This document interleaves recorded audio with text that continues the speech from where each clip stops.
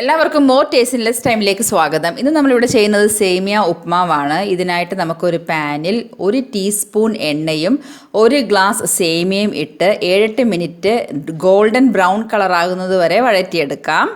Roasted അല്ലാത്ത സേമിയ ഞാൻ എടുത്തത് കൊണ്ടാണ് 7-8 മിനിറ്റ് വഴറ്റിയെടുക്കുന്നത്. നിങ്ങൾ റോസ്റ്റഡ് സേമിയ ആണ് ഉപയോഗിക്കുന്നതെങ്കിൽ 2 മിനിറ്റ് വഴറ്റിയാൽ മതിയാകും. ഇപ്പോൾ ഗോൾഡൻ ബ്രൗൺ കളറായി. ഇനി ഫ്ലെയിം ഓഫ് ചെയ്യാം. ഇനി നമുക്ക് ഒരു പാനിൽ 3 ഗ്ലാസ് വെള്ളവും ഇട്ട് തിളപ്പിച്ച് ആ 1 ഗ്ലാസ് റോസ്റ്റഡ് സേമിയ ഇടാം. ഇനി കുറച്ച് ഉപ്പും ചെറുനാരങ്ങ നീരും ഒരു 1.5 ടീസ്പൂൺ ചെറുനാരങ്ങ നീരും ആഡ് ചെയ്യാം. ചെറുനാരങ്ങ നീര് നമ്മൾ ആഡ് ചെയ്ത് കഴിഞ്ഞാൽ ഇത് സേമിയ ഒട്ടിപ്പിടിക്കുകയോ കുഴഞ്ഞു പോകുകയോ കട്ട പിടിക്കുകയോ ചെയ്യത്തില്ല. ഒരു 7-8 മിനിറ്റ് കഴിയുമ്പോൾ നല്ല രീതിയിൽ തിളയ്ക്കുന്നതായിട്ട് കാണാം.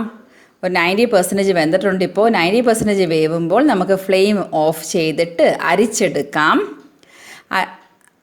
ഇപ്പോൾ 90% വെന്തിട്ടുണ്ട്. 90% വെന്ത് കിട്ടിയാൽ മതി. അരിച്ചെടുത്ത സേമിയയിലേക്ക് നമുക്ക് ഒരു 5-6 ഡ്രോപ്പ് എണ്ണ ആഡ് ചെയ്യാം.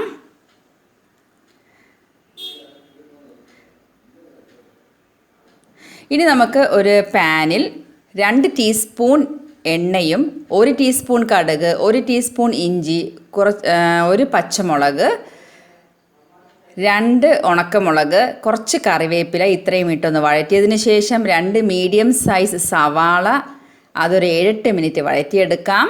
7-8 മിനിറ്റ് സവാളയും വഴറ്റിയതിന് ശേഷം നമുക്ക് ഇഷ്ടമുള്ള വെജിറ്റബിൾസ് ആഡ് ചെയ്യാം.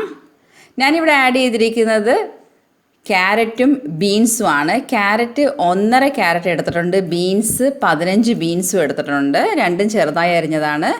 ഇനി ഒരു 1/4 ഗ്ലാസ് വെള്ളം ഇട്ട് ഒരു 5-6 മിനിറ്റ് നമുക്കൊന്ന് വേവിച്ചെടുക്കാം. ഉപ്പും ചേർത്തതിന് ശേഷം അടച്ച് വെക്കുക. ഒരു 5-6 മിനിറ്റ് കഴിയുമ്പോൾ നല്ല രീതിയിൽ കുക്കായി കിട്ടും. ഒരല്പം പോലും വെള്ളവും കാണില്ല.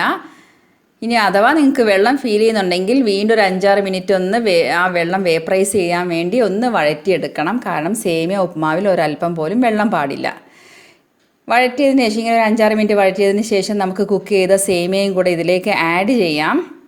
ഇനി ഒരു 7-8 മിനിറ്റ് ലോ ഫ്ലെയിമിൽ നമുക്കിതൊന്ന് വഴറ്റിയെടുക്കണം. കാരണം ഒരു 10% കൂടെ ഇത് വേവാനുണ്ട്. അതുമല്ല മസാല ഈ സേമിയയിലേക്ക് മസാലയുടെ ഫ്ലേവറും കയറണം. അതുകൊണ്ട് ഒരു 7-8 മിനിറ്റ് നിങ്ങൾ ലോ ഫ്ലെയിമിൽ ഇതൊന്ന് വഴറ്റിയതിന് ശേഷം ചൂടോടുകൂടി സെർവ് ചെയ്യുക.